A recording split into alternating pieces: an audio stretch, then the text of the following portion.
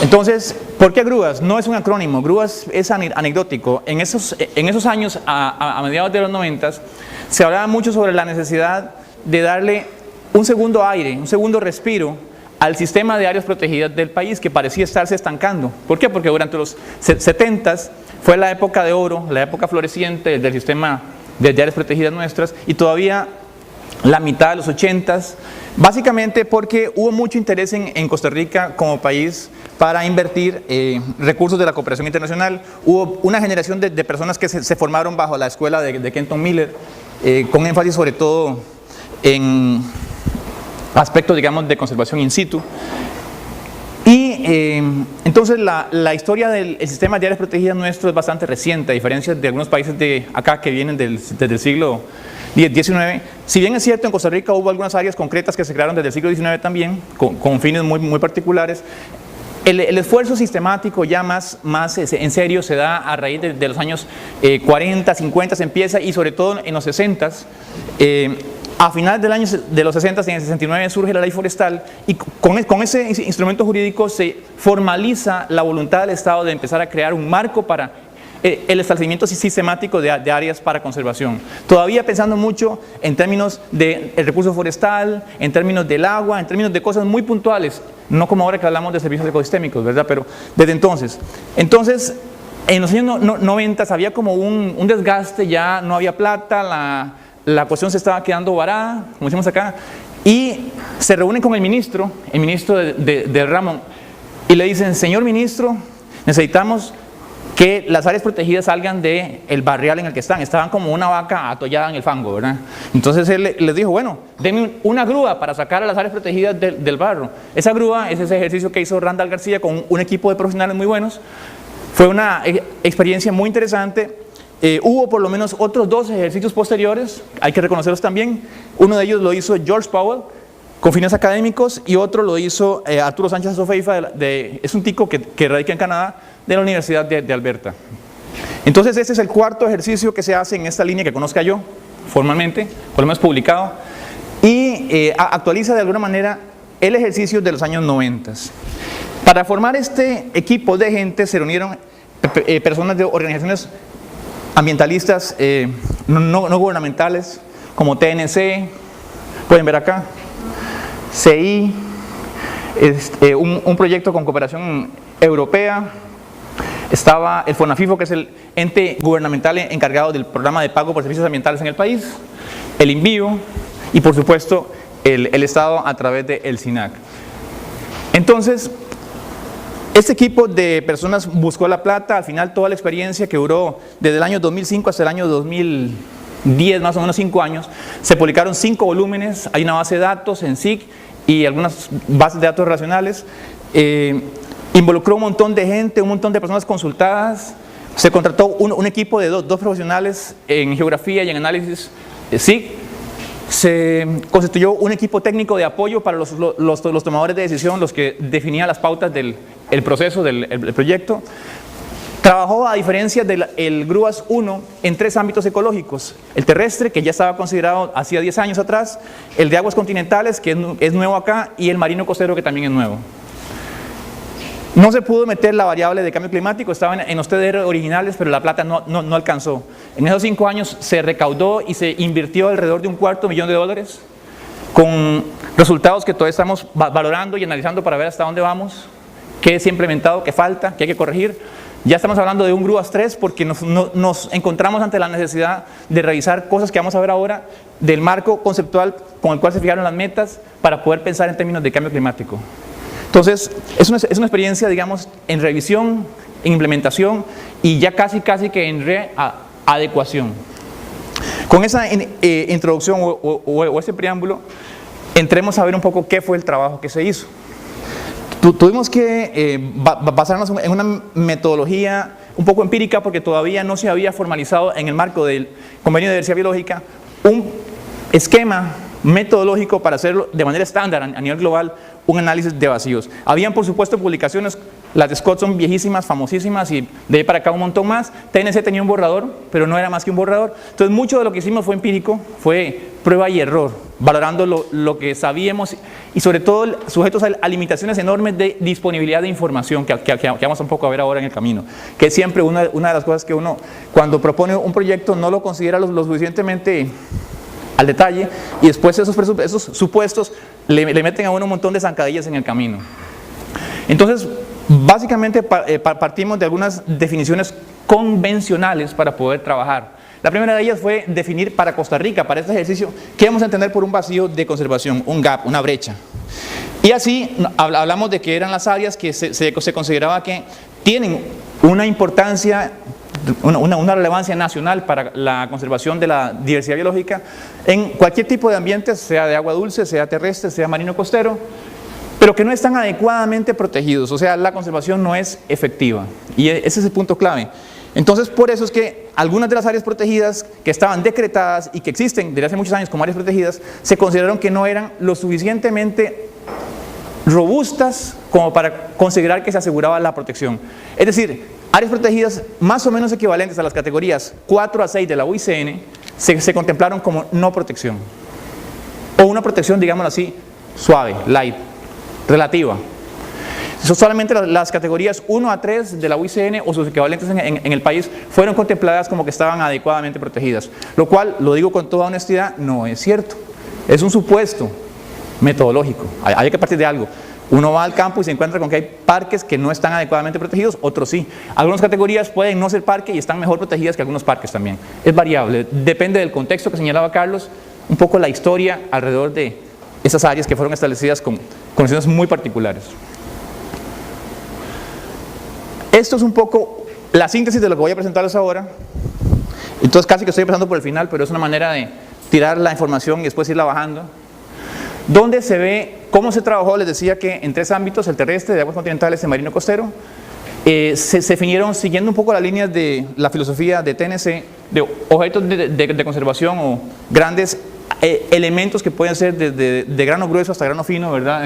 Cosas que queremos usar para, de alguna manera, como un proxy, proteger sistemas ecológicos. Entonces, en el caso de los ambientes terrestres se definió un marco de trabajo, ahora voy a hablar un poquito más de ello, que se llama las unidades fitogeográficas, donde hay 31 continentales y 2 más en la isla del Coco, en el Pacífico.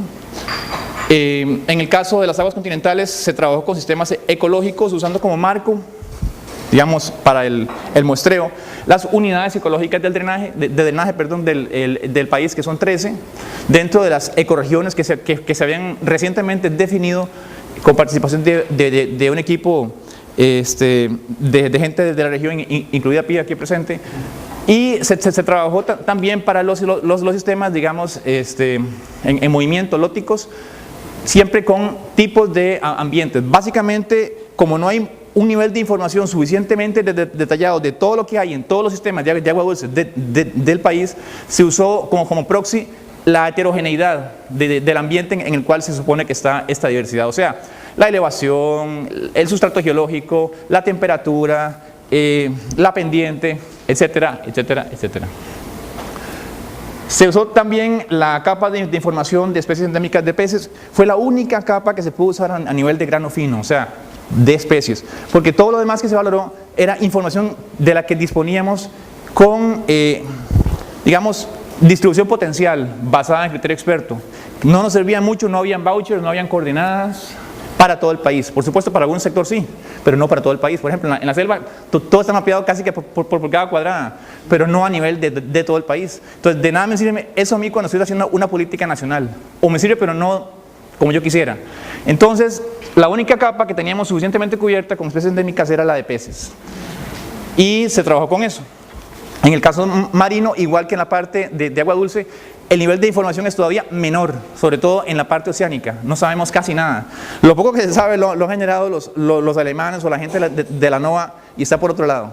Y mucho de eso, de nuevo, es información biofísica, sobre batimetría, corrientes, entonces se usó un poco de eso para hacer indirectamente como proxy una valoración de la diversidad de ambientes, sobre todo en la parte costero marina, porque es donde hay más información, digamos la parte de menor profundidad, con tipos de playa, tipos de sustrato, etc. Y algún conocimiento, por supuesto, de grupos que sí son más estudiados, que se encuentran en general asociados a las costas principalmente.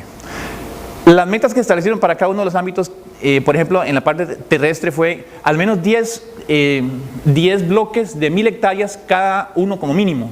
O sea, en suma, 10.000 hectáreas por lo menos, y con bloques no menores de 1000 hectáreas continuas.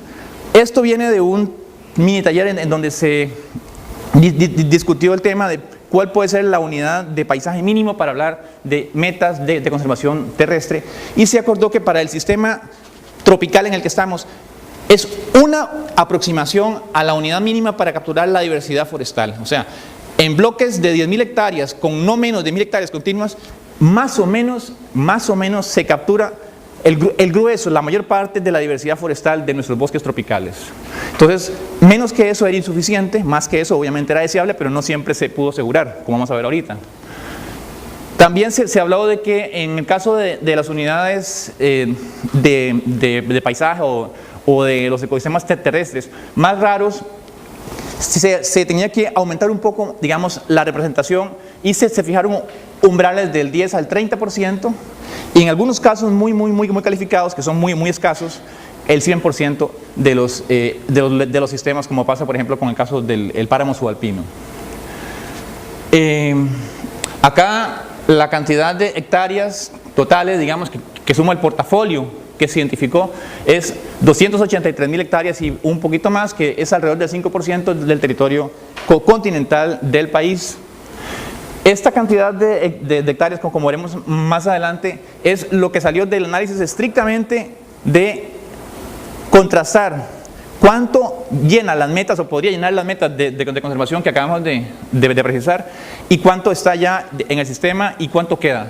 Fuera de eso, se hizo un segundo análisis que veremos más adelante para ver qué otras cosas podrían entrar en ese portafolio de conservación terrestre.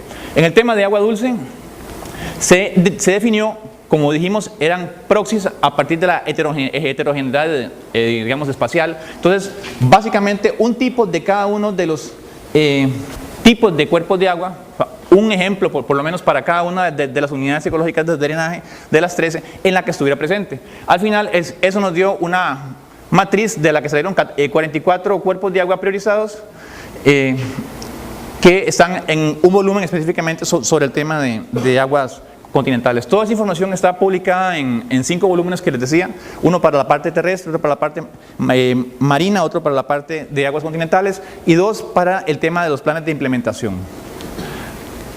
En el caso de los sistemas lóticos, se definió un 10% del espacio geográfico como lo que se esperaba que se incorporara o que estuviera capturado adecuadamente en el Sistema Nacional de Áreas Protegidas para poder cumplir con la meta de conservación. Al final, el ejercicio dio también una matriz con varios tipos, de los cuales se priorizan 43 tipos, que fundamentalmente son tramos de ríos, quebradas, arroyos, que reúnen una diversidad de condiciones en cuanto a elevación, sustrato geológico, temperatura pendiente. Sí, se trabajó como les decía, con lo que se tenía, porque en realidad no había toda la información, pero con eso se modeló. Y se hizo, además, considerando los tramos que, por conocimiento, digamos, de los actores, tanto los expertos como los actores locales, tenían la mayor integridad, como para asegurar que había, digamos, algo valioso ahí. ¿Tamaño de área de drenaje? Sí, claro, eso está acá. Al final se dio, creo que eran 3 kilómetros cuadrados por kilómetro lineal, eran 3 o 4, no me acuerdo cuánto, o 2 eran. Creo que sí eran 2 kilómetros cuadrados por cada kilómetro lineal que se fijara como meta. Entonces esa era como el área mínima de drenaje. Por supuesto que era una estimación tirándose al mínimo. Lo deseable es que sea más que eso, pero por lo menos para asegurar que había una contención del área inmediata, digamos, al tramo del cauce del río que nos interesaba como meta. Al final quedan 431 kilómetros lineales con 1.223 kilómetros cuadrados dentro del portafolio, digamos, para los sistemas de ríos y quebradas. Y en las especies endémicas de peces que les contaba, se priorizaron o se les dio, digamos, más relevancia a 5 especies que no estaban adecuadamente incluidas en el Sistema Nacional de Áreas Protegidas, y están concentradas en dos bloques, 2 áreas, uno en el Caribe y otro en el Pacífico. 3 en el Pacífico, en la cuenca del Térraba, en el Pacífico Sur, y 2 en un ramal de la cuenca del Teribe, del Zigzag Volador, una subcuenca, para un total de 456 kilómetros cuadrados. En el tema marino costero, como vimos, con una aproximación siempre indirecta, ¿verdad? Se usó como criterios para definir las metas, los patrones de distribución geográfica, la conexión actual o en este entonces presente, y la vulnerabilidad que se estimaba para esos sistemas. Se priorizaron 28 sistemas ecológicos para el Pacífico y 5 para el Caribe, que no llegaron a ser necesariamente, digamos, vacíos con un nivel de conocimiento suficiente. Entonces, hoy, en estos momentos, por ejemplo, hay una agenda de investigación con las universidades del Estado y con otras entidades no gubernamentales para poder generar la información de base que nos permita, sobre esos potenciales vacíos, ver realmente cuánto es lo que nos interesa para efectos de conservación, cuánto quedaría fuera, qué tipo de manejo requeriría, qué tipo de gobernanza, etc. Entonces, estamos ahorita con el portafolio marino trabajando en levantar los expedientes que pide la ley para poder justificarle al Estado si se amerita que sea una categoría de esto, lo otro, si es un área de manejo con las comunidades o para pesca responsable, etc. Entremos a ver ahora un poco más a nivel de detalle, aumentando el zoom y bajando la elevación para acercarnos más al terreno, qué fue lo que salió en cada uno de esos componentes. En el ámbito terrestre hay 3 productos principalmente. Uno de ellos tiene que ver con el tema del mapa de vacíos como tal, pero también se trabajó el tema de conectividad, porque eso es herencia de Grúas 1. El ejercicio que hizo Randall García con su gente en los 90s, hizo una primera propuesta muy preliminar, pero muy importante, para tratar de ver qué áreas no necesariamente tenían que convertirse en parques, pero sí podían ser áreas que le dieran cierta conectividad, por lo menos a nivel estructural, ¿verdad?, al mapa de las áreas protegidas del país, porque Costa Rica, como ustedes podrán ver en estos días, es altamente fragmentado, ya lo dijo Carlos. Entonces, en ese contexto histórico y geográfico, hacía falta una propuesta, se hizo la propuesta desde los 90s y se revisó ahora en esta segunda fase, donde se enfrentó a que existían hasta 3 o 4 mapas distintos de corredores biológicos. Uno que había generado el CBM, el Corredor Biológico Mesoamericano, otro que se manejaba a nivel de las regiones administrativas, otro que era el que se manejaba en oficinas centrales, y el mapa oficial, que en el que nadie creía. Entonces había como 4 mapas y de los 4 había que sacar uno, ¿eh? Entonces, este ejercicio se olvidó un poco de los mapas e hizo un ejercicio, que vamos a ver ahora, de priorizar posibles rutas de conectividad, y sobre eso después se revisó y se actualizó el mapa que ya está en estos momentos actualizado de corredores biológicos. También se trabajó con propuestas desde las regiones, que veremos ahora, que es interesante y que nos dan una lectura un poco más amplia, digamos, de lo que la gente en el campo percibe sobre el tema de la conservación. Primero que todo, hablemos de la unidad o el marco, digamos, conceptual que permitió establecer las metas para el ámbito terrestre. Se creó una cosa nueva, un sistema nuevo de clasificación, es un híbrido, que se llamó unidades fitogeográficas. En el equipo técnico que estaba discutiendo esto, se valoraron los diferentes enfoques en el país ahí, desde el tiempo de los investigadores europeos que trabajaban acá hace 2 siglos, un montón de sistemas, por lo menos 15 o 20 de ellos, de los cuales tal vez unos 5 o 6 son los que más se han utilizado para clasificación del paisaje, de la vegetación en concreto. Y se usó entonces acá el que se había usado en el ejercicio de los 90, que es un sistema llamado de macrotipos de vegetación, que fue desarrollado por 2 investigadores del país, Luis Diego Gómez y Wilber Herrera. Ese sistema se usó en Grúas 1, se revisó ahora, pero se combinó con otro sistema que fue desarrollado con un enfoque más fitocéntrico, más botánico y sobre todo forestal, por un grupo de taxónomos de plantas, ticos y extranjeros que han estado trabajando en un proyecto llamado la Flora de Costa Rica por muchos años. Entonces tienen más o menos un conocimiento del campo, de qué tipo de asociaciones de árboles son las que dominan en un pedazo versus otro, y cómo eso se asocia con características de elevación, de topografía, edáficas, etcétera, etcétera, etcétera. Entonces, esa esas regiones florísticas, como llaman ellos, se combinaron en álgebra de mapas a través de SIG y nos dio un mapa que ustedes no se imaginan, era una cosa terrible, como 600 leyendas, era imposible de entender para cualquier cerebro humano promedio. Hubo que empezar a limpiarlo, a hacer generalizaciones. Se hizo un poco con álgebra de mapas con el SIG, pero llegó un momento en el que ya no había forma de entrarle automatizadamente. Y nos dimos a la tarea de tomar una decisión. Entonces la coyuntura era o tiramos todo esto por la borda o entramos a hacerlo con criterio experto. Y efectivamente, entonces, uno del equipo, un botánico que conoce muy bien cada metro cuadrado de ese país, se sentó y empezó con otra gente y con input de varias fuentes a revisar a mano alzada dónde es con su experiencia que él creía que iban los límites para ir fusionando categorías y haciéndolas más amplias. Entonces al final nos quedamos con una leyenda de 33, 2 en la isla del Coco, 31 en el continente, que es mucho más manejable.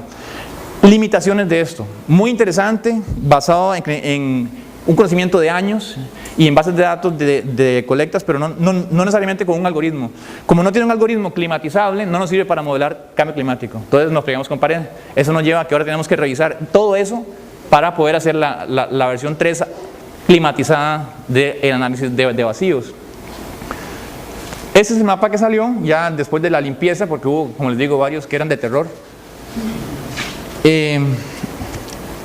Los nombres siguen siendo un problema porque son nombres muy largos que no necesariamente todos dicen algo, no todos comunican intuitivamente algo. Entonces el sistema, digamos que se ha manejado por ahora con numeritos que dicen menos todavía. Entonces es como que uno de los talones de Aquiles del ejercicio. Nos sirvió para avanzar, pero tiene muchas cosas que revisarle y en estos momentos, de hecho, el mismo taxónomo que trabajó en esto está tratando de asociar esto con las bases de datos de colecciones para tratar de hacer una aproximación estadística y poder tener un algoritmo, pero todavía está en eso. Entonces sigue viva la experiencia y en procesos de perfeccionamiento.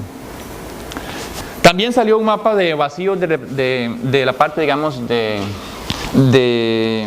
representatividad en el sistema de áreas protegidas terrestres, que por la escala quizá no les va a decir mucho así, pero lo que les puedo contar es que los vacíos que están en azul corresponden a aquellas áreas que si se lograran incorporar adecuadamente dentro del sistema en categorías 1, 2 o 3 de la UICN, permitirían alcanzar las metas que para ese tipo de ecosistemas se fijaron. Yo les contaba que eran 10.000 hectáreas como mínimo, entre el 10 y el 30%, en bloques no menores de 1.000 hectáreas. Bueno, entonces esas áreas de azul, si se incorporan, permiten que esos tipos de ecosistemas, llámese como se llame, se cumpla la meta.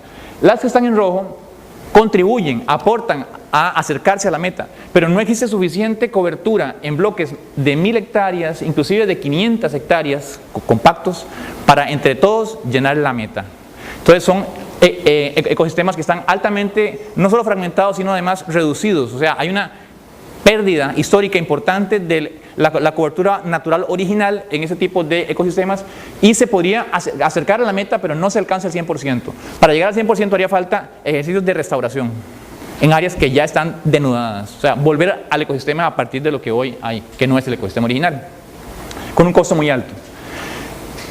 Vamos a ver ahora más detalles de eso con números en una matriz al final, pero por lo menos para que tengan una percepción visual. Lo que ustedes ven acá en el achurado son las áreas protegidas, que en general son pequeñas comparadas con las de otros países. Bueno, obviamente por la escala del país, pero también porque ha habido un fuerte proceso histórico de cambio en el uso de bosque a no bosque, a otras actividades, que ustedes van a dar información sobre eso, digamos, en la zona norte, por ejemplo, norte-norte, como pueden ver, hay pocas áreas protegidas y hay un proceso muy intenso de transformación del paisaje. En Costa Rica, como en el resto de América, por lo menos tropical, todo el frente del Pacífico, porque aquí la sierra montañosa divide el país así, entonces todo este lado del Pacífico fue lo que primero se transformó a usos, digamos, antropizados, y posteriormente el lado del Caribe, la zona norte y acá, porque eran sistemas un poco más hostiles, sobre todo antes de que apareciera el tratamiento contra la malaria.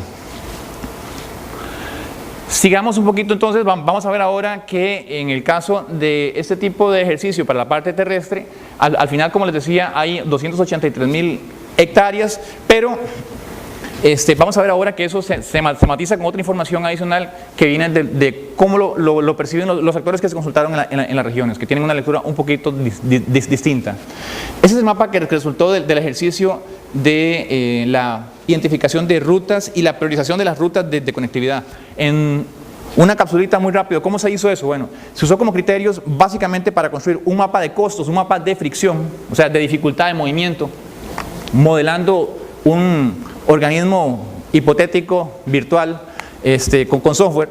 Se usaron 4 criterios: proximidad a poblados, asentamientos humanos, proximidad a caminos, sobre todo caminos de la red vial, digamos, principal y secundarios que sean relevantes, proximidad a cuerpos de agua y el tema de cobertura, el estado de la cobertura forestal. Entonces, con esas 4 variables principalmente, se modeló el territorio continental y se vio que había sitios en donde había más facilidad para que de un píxel a otro píxel nuestro organismo virtual pudiera moverse, y otros lugares en donde el cambio de un píxel a otro podía ser un poco más difícil. El software entonces lo que hizo, identificando puntos en los centroides de las áreas protegidas costeras y las de la parte montañosa, fue identificar cuál es la ruta píxel a píxel de menor costo para pasar del centroide, del área protegida alta a la baja, o de área protegida baja a otra área baja vecina. Entonces habían corredores altitudinales o rutas altitudinales y rutas longitudinales o latitudinales, para llenarlo de una manera, digamos, en la tierra baja. Eso se hizo mediante software. Igual salió una telaraña de cosas terribles. Hubo que empezar con criterio experto a ir limpiando para ver cuáles eran las que tenían más sentido.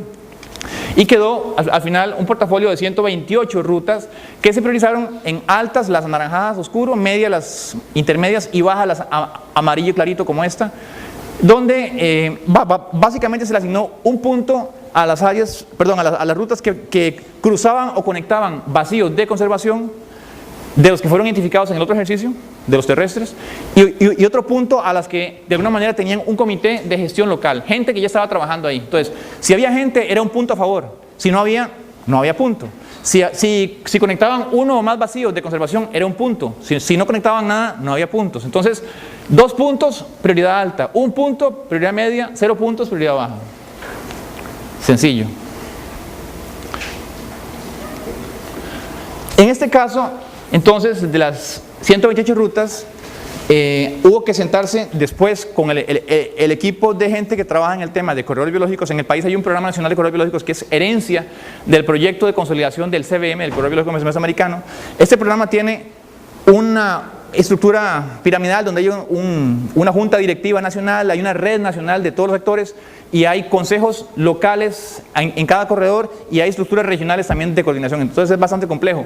Toda esta gente de alguna manera fue tomada en cuenta para revisar con estos insumos los mapas, los 4 mapas que les dije que había, y sacar un mapa consolidado ya, que es el mapa oficial de corredores al día de hoy. Entonces hubo ganancia porque por lo menos sintonizamos a la gente, incluyendo actores que están trabajando en gestión en los consejos locales, y ya tenemos, digamos, una visión uniforme que además cuenta de alguna manera con un respaldo, quizá no perfecto, pero por lo menos un input, digamos, de la información que se manejó en ese ejercicio, que tampoco tiene el concepto de cambio climático. Importante, en estos momentos estamos, a través de la Estrategia Nacional de Cambio Climático, que estamos trabajando en una consultoría para eso y varios procesos de fortalecimiento, estamos pensando en hacer un ejercicio a escala nacional de más detalles del que ya se hizo con fines académicos en una tesis de doctorado, para ver si los corredores biológicos nuestros están realmente alineados o si son del grupo de los no alineados en el tema de cambio climático, y la mayoría no lo son, valga decirlo.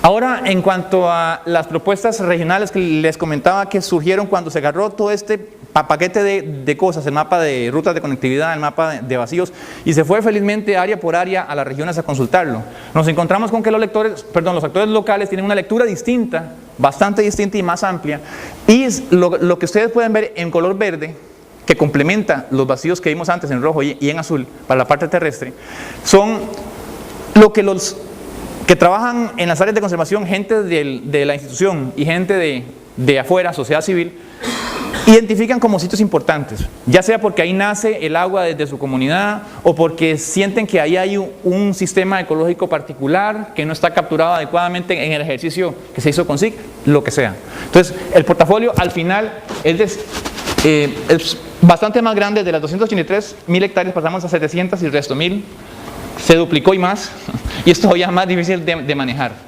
Pero bueno, esa es la lectura, se quiso respetar, y en los documentos publicados está ambos ejercicios, el que es estrictamente ecológico y el que tiene la percepción social. Como pueden ver, son más de 712.000 hectáreas, que ya alcanza casi el 14% del territorio, que es más o menos el porcentaje que está dentro del sistema de áreas protegidas inscrito a nombre del Estado, que es propiedad del Estado. Entonces, ¿perdón? Esto es considerando las 283.000 allá adentro. O sea, esto incluye lo otro más otras cosas, sí, correcto. Pero sí, son áreas que no están adecuadamente representadas ni en parques ni en las áreas biológicas. O sea, en categorías 1, 2 y 3. Esta superficie en su mayoría está altamente fragmentada. Si ya en el ejercicio que les presenté antes, en rojo y en azul, habían algunos tipos de ecosistemas donde sencillamente no hay nada que hacer, en este caso mucho más. O sea, hay áreas en donde está altamente fragmentado y habría que hacer un trabajo de reconstrucción de paisaje, de restauración, de rehabilitación muy intenso, que probablemente sea muy interesante hacerlo a nivel de comunidades en ciertos sitios, pero ya como a nivel nacional se complica bastante. Entonces quedó como referencia, pero no necesariamente ha sido como algo que el Estado se ha echado en la espalda, porque es bastante poco realista. Ok, sigamos, a ver. Pasemos ahora al ámbito de aguas continentales.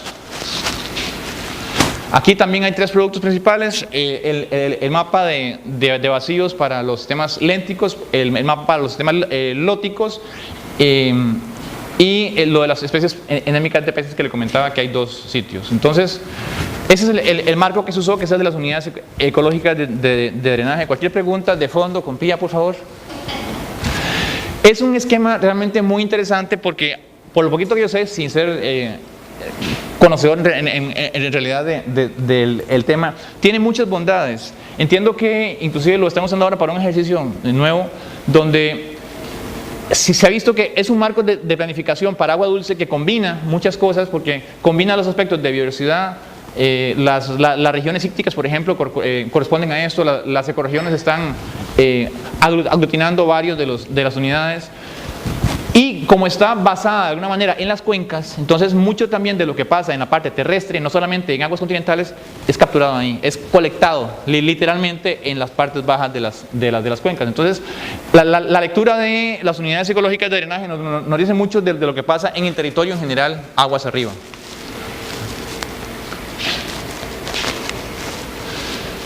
Ok, entonces ahora sí veamos el mapa para los sistemas lénticos.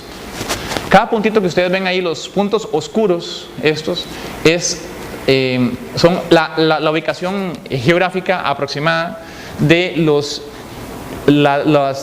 ¿cómo se llama? Las lagunas, los lagos, las lagunetas, que no están dentro del sistema de áreas protegidas, están fuera de áreas protegidas. Y los que están en amarillito o anaranjado, que quizá los ven muy poco, son otro poco de sistemas lénticos que sí están dentro de áreas protegidas, pero no están en categorías 1, 2 o 3, están en categorías 4, 5, 6 de la UICN. O sea, tienen un nivel de protección, dijimos, relativo. Entonces, con este sistema resultó, como les dije antes, 44 cuerpos de agua que incluyen los diferentes tipos de cuerpos de agua que hay en el país, distribuidos en las tres unidades ecológicas de drenaje. Y de estos, más o menos es el 14% de la cantidad total o del inventario total a esa fecha de humedales. En el caso de los humedales, hago un breve paréntesis. Hay en el país una realidad muy cruda, y es que se han perdido muchísimos de los cuerpos de agua, sobre todo los de carácter estacional. Sistemas lénticos estacionales se han secado, han sido drenados para otros usos. Entonces, el tema de la agenda de conservación de agua dulce, como siempre lo dice Pía, es crítico en ese país, porque no es visible, no es un tema que la gente reconozca fácilmente, no es un tema que esté capturado adecuadamente en muchos otros ejercicios de planificación y de toma de decisiones en política pública. Siempre agua dulce se queda. Entonces, la idea aquí era tratar de visibilizarlo, por lo menos con un volumen específico, y a la hora de la implementación inclusive, nuevamente se impuso la costumbre, salió un plan que era terrestre agua dulce, en donde desde lo terrestre se le dé agua dulce, no es un plan específico. Esa es como la realidad con la que vivimos. Ok, pasemos ahora a los cuerpos de agua en movimiento. Aquí, en azul, ustedes ven la superficie que queda después de que se identifican los tramos de río o de quebradas, arroyos, y se les agrega esa área mínima de drenaje que dijimos que era de 2 kilómetros por cada kilómetro lineal, 2 kilómetros cuadrados. Entonces quedan así, están ubicados en diferentes unidades ecológicas de drenaje igual, con diferentes elevaciones, con diferentes condiciones, pero siempre, como acaba de apuntar muy bien Pía, tirándose al mínimo. Era como que por lo menos uno de cada cosa en cada unidad para tener cierta redundancia, pero es lo mínimo. Aún así, cuesta mucho realmente poder implementar la política pública cuando uno está hablando de que áreas de estas están en propiedad privada. Entonces no hay capacidad por parte del Estado para hacer una puesta en práctica como se quisiera de todo lo que implicaría o se requeriría para poder conservar adecuadamente esos tramos de cuerpos de agua. Entonces hay todavía una gran agenda que está apenas empezando, pero por eso les decía que estamos apenas gateando en el tema a partir de esta propuesta. Y esto de nuevo tampoco tiene el componente de cambio climático incorporado transversalmente en el análisis. Eso quedó como al margen. Entonces es parte de la agenda pendiente. Ok, entonces son 43 tipos priorizados que representan esa cantidad de kilómetros lineales y esa cantidad de superficie, que representan 2/3 aproximadamente de los diferentes tipos de sistemas lóticos que se han identificado o contabilizado para el país, que son 64. Entonces, una buena parte de los diferentes tipos están acá, pero no necesariamente está todo. Veamos ahora lo de las especies endémicas de peces. Les decía que eran 2 sitios, este de acá en el Caribe y este otro en el Pacífico. Este incluye 3 especies de peces endémicas y estas 2 especies. Son condiciones muy diferentes. Aquí está bastante más conservado porque en esta área en la que estoy ahorita con el puntero hay territorios indígenas que tienen un manejo del paisaje bastante más amigable de lo que históricamente ha sido la condición de ese valle, que es un valle donde realmente ha habido mucho asentamiento humano muy agresivo, muchas actividades productivas, y entonces realmente acá no queda mucha cobertura. Esas 5 especies entonces están ubicadas en 2 áreas y son el 27%, 28% de las especies endémicas, las 18 con las que se trabajó inicialmente. Les recuerdo que fue la única capa que usamos a nivel de especie porque para las demás no había suficiente información a nivel nacional. Entonces la eliminación de la información es siempre un cuello de botella a la hora de cualquier ejercicio de estos. En el ámbito marino, esa es la cantidad total de kilómetros que quedaron, digamos, dentro o sea, que están en la zona económica exclusiva, y hay más de 15 ecosistemas marino-costeros con casi 7.000 especies que representan 3,5% de la diversidad conocida a nivel mundial. Al momento del ejercicio habían 59 áreas protegidas que tenían límites que lindaban con el mar, y de ellas 21 tenían un componente marino dentro del polígono del área y representaban el 0.7% de la zona económica exclusiva. La meta para el país es llegar eso más o menos al 2% de la zona económica exclusiva. Costa Rica es 10 veces más grande en mar que en tierra.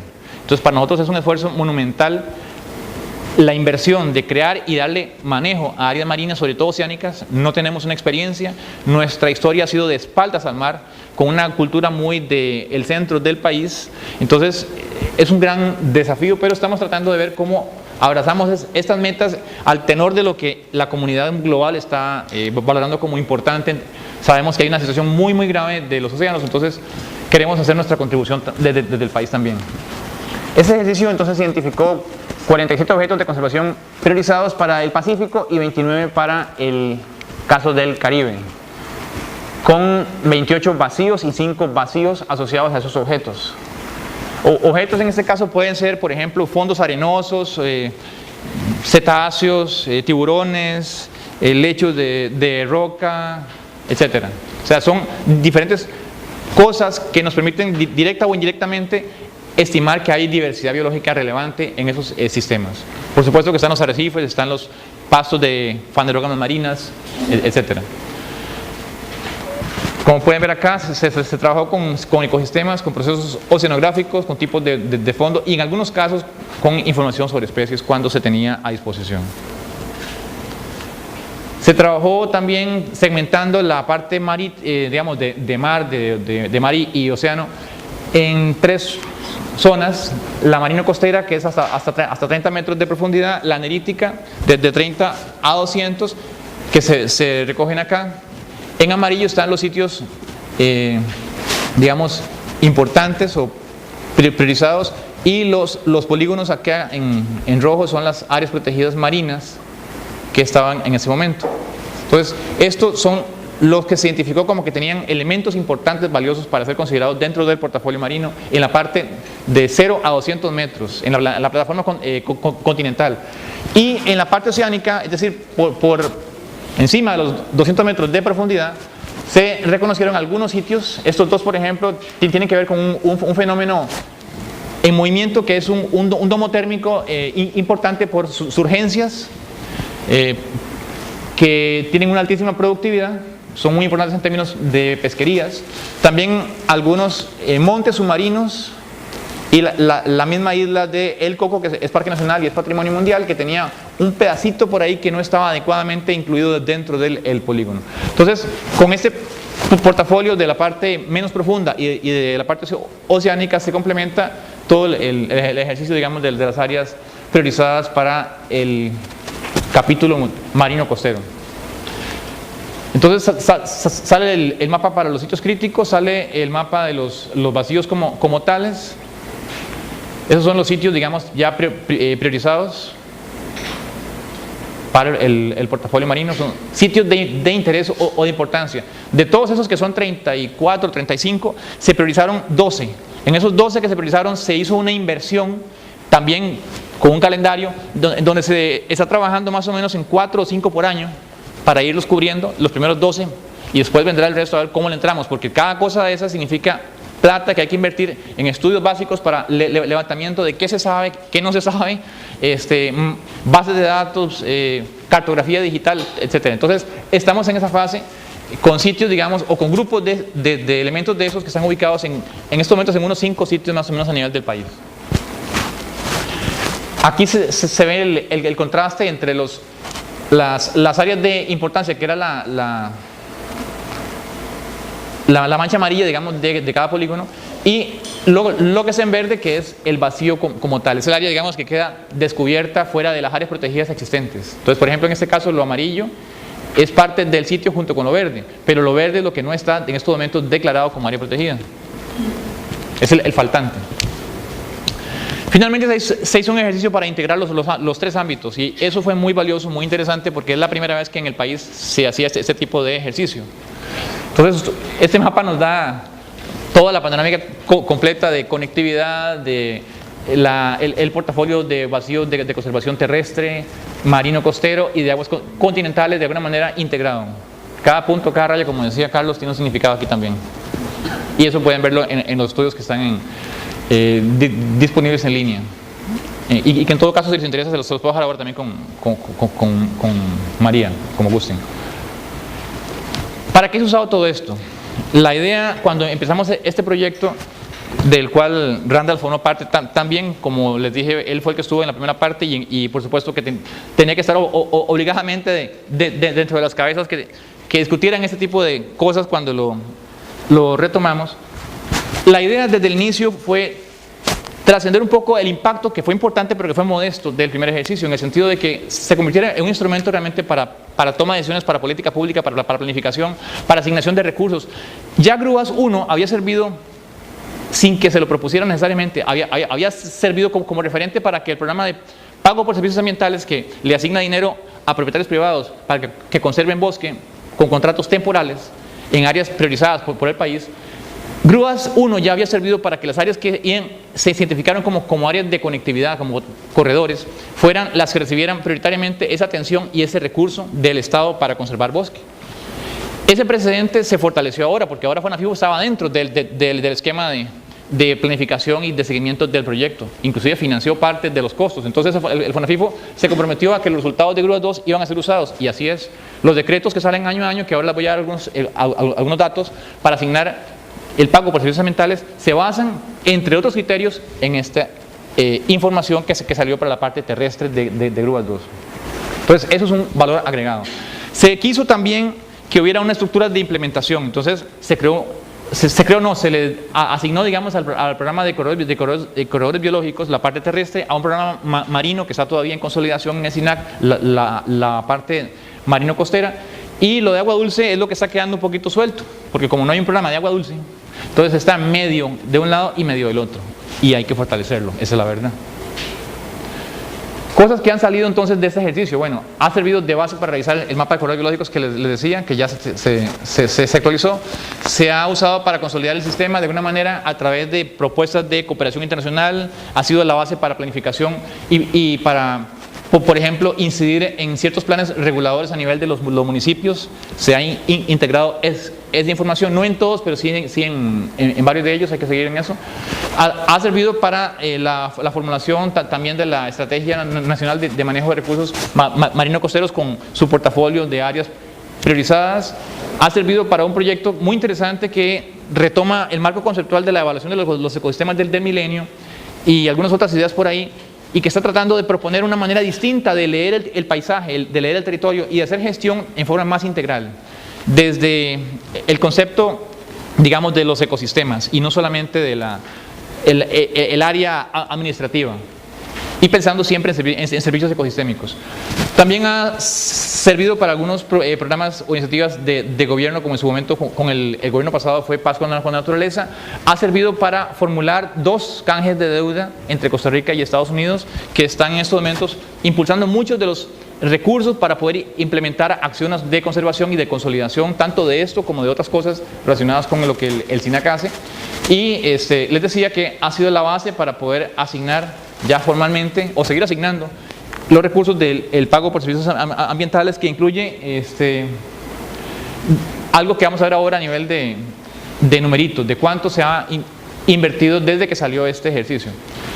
Estos son números sobre la cantidad de cantones por provincia en el país. Estamos organizados en provincias, que serían como los estados de otros países o los departamentos, y dentro de ellas los cantones, que son los municipios.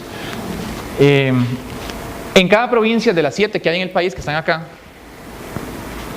hay al menos un vacío en algunos de los cantones. No todos los cantones tienen. Hay 23 que tienen propuestas regionales y las del ejercicio, digamos, más basado en las metas ecológicas.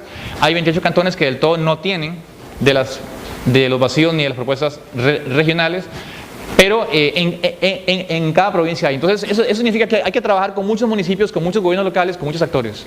Es un trabajo, digamos, muy participativo y bastante complejo. En el caso de los corredores, por ejemplo, acá está lo que les decía. Grúas 1, a mediados de los 90, identificó 81 propuestas de conectividad o corredores con un total de 737.000 hectáreas más o menos. Grúas 2 lo redujo, pero aumenta la cantidad de áreas, y el CBM tenía una propuesta parecida en cantidad y parecida en superficie, nada más que se ajustó. Acá tenemos los datos sobre los corredores biológicos en el país desde el punto de vista de las propuestas regionales, de los vacíos que les decía que permiten cumplir con las metas hasta al 100%, y los que permiten aproximarse pero que no nos dejan llegar al 100% aún con todo lo que existe en cobertura natural, con bloques de 1000 o hasta de 500 hectáreas. Entonces acá tenemos que hay, digamos, un porcentaje del 37% del total de las propuestas regionales dentro de los corredores que se manejan para Costa Rica. Un 11% de los vacíos está dentro de corredores y un 39% está en los que obviamente no permiten llegar al 100% porque están muy fragmentados. O sea que los corredores biológicos son estrategias no solamente de conectividad, sino que de alguna manera están apuntalando en un porcentaje importante la consolidación de áreas que son vacíos y podrían servir temporalmente mientras se consolidan con áreas protegidas, si se puede llegar a eso, para mantener ahí la cobertura a través de estrategias de gestión participativa. No solamente para conectividad, sino para mantenimiento de hábitat, que es un vacío en sí mismo del sistema. Aquí estamos dentro de un corredor que inclusive es binacional, que va a Nicaragua a través del río San Juan. Es una iniciativa muy interesante con una coalición de muchas entidades públicas y privadas, que es quizá la que se ha logrado consolidar mejor de todas las experiencias locales de gestión de corredores biológicos en este país. Hay más o menos 85.000 hectáreas dentro de áreas protegidas, sumando los vacíos que permiten llegar al 100% de las metas con los que no, y hay alrededor de 38.000 hectáreas fuera de áreas protegidas entre los vacíos, ¿verdad? En total da 122.000 hectáreas o 123.000 hectáreas. Eso es lo que está en vacíos dentro y fuera con esas dos capas que eran las manchas azul y rojo. Hay un montón más que son 160.000 hectáreas, el 57% del territorio continental, que no está ni aquí ni aquí. O sea, son áreas que quedaron por fuera, en donde el nivel de fragmentación es enorme y donde el único trabajo que se puede hacer es recuperación y regeneración. Aquí tenemos algo de cobertura para llegar a las metas, acá no. Entonces vean cómo la mayoría del territorio en realidad está en un estado tal de fragmentación que no podía pensarse en que existan vacíos que yo los conserve para poder decir cumplir con una meta. Este mapa, para concluir ya y no usarme, da un vistazo de lo que se ha ubicado entre el 2009 y el 2012 en contratos de PSA dentro de vacíos de conservación terrestre. Vean cómo las áreas en amarillo son los vacíos y lo que está en azul son las fincas. El primer efecto de este ejercicio de Grúas 2 logró concentrar la dispersión de la cartera de contratos que tenía FONAFIFO, que era por todo el país. Por supuesto que hay un montón más que no están acá porque no están visibilizados acá, pero sí hay una concentración en áreas estratégicas. El Banco Mundial, cuando evaluó el primer préstamo llamado Ecomercados 1, con el cual se financió durante muchos años el programa de PSA, ahora estamos con el segundo préstamo, que es el Ecomercados 2, dijo: señores de Costa Rica, señores de FONAFIFO, ustedes tienen que concentrar el impacto, porque no hago nada con que me tiren por todo lado fincas pequeñitas, no, concentren en bloques importantes y demuéstrenme que son áreas para conservación. Grúas 2 dio los criterios, y además monitoreen los resultados y demuéstrenme que efectivamente hay un cambio de la línea base. En eso están ahora, a ver cómo le hacen. Pero sí hubo un impacto importante. Vean cómo el monto no es nada despreciable. Estamos hablando de un periodo de, ¿qué es? 4 o 5 años. No, sí, 4 años. Y en 4 años es más o menos $3,5 millones por año. Eso no es nada especial para un país, digamos, con una renta media como nosotros. Vean cómo los decretos de PSA cubren una amplia gama de categorías. Está reforestación con especies nativas, que tienen un valor mayor por hectárea que la simple reforestación con otras especies no nativas. La regeneración natural en tierras dentro del protocolo Kioto, la regeneración fuera de esas tierras, protección de bosque, protección dentro de vacíos de conservación con Grúas 2. Vean que tiene un valor mucho mayor por hectárea que si es protección de bosque fuera de los vacíos, protección del recurso hídrico, manejo de bosque natural certificado, muy importante. Sistemas agroforestales, aquí se paga por unidad, por árbol, no por unidad de espacio. Entonces, todo este esquema, que les va a quedar ahí en la presentación, tiene los montos que se pagan, que no son montos competitivos, hay que ser sinceros, con otros usos de la tierra, como por ejemplo la producción de piña. En estos momentos es altísimo el valor por unidad de territorio, o el uso habitacional recreativo en áreas que tienen un valor, digamos, paisajístico también. Y en Costa Rica hay un gran mercado especulativo de la tierra. Entonces difícilmente esto puede competir, pero de alguna manera ha ayudado a amortiguar en ciertas áreas, sobre todo las áreas más alejadas, los procesos de cambio de uso. Y acá cierro, pero bueno, sí, la última pregunta.